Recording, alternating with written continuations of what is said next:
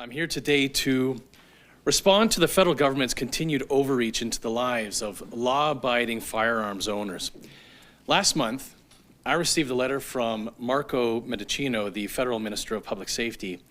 And in this letter, he was asking that Alberta provide resources to help confiscate firearms starting in the fall of 2022.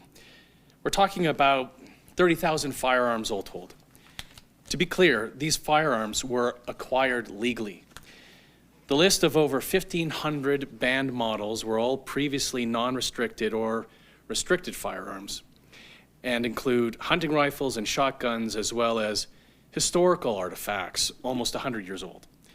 And while the federal government has labeled them as, in their words, assault style, end quote, that's a label designed to scare Canadians who are unfamiliar with firearms. It's a description based purely on their appearance and not on any unusual danger that they pose or mechanical capability that they possess.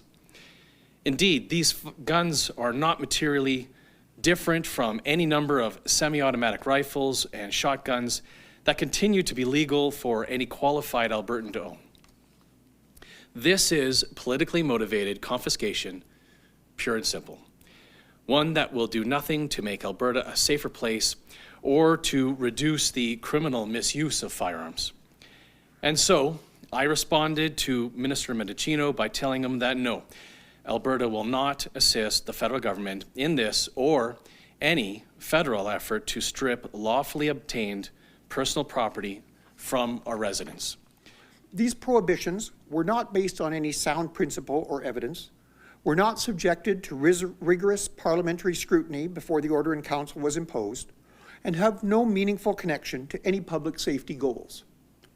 No consultations worthy of the name have been undertaken with respect to the proposed compensation schedule, and no concrete practical plan has been proposed as to how owners would take advantage of it, even if it did exist and they did want to do so.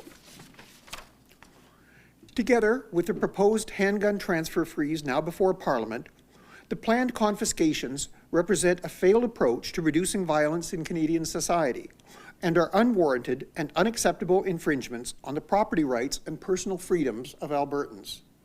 All Canadians, whether firearms owners or not, should be concerned by the scapegoating of law-abiding citizens and the targeting of their property, which sets a disturbing precedent, and by the misuse of billions of taxpayer dollars that these plans would entail.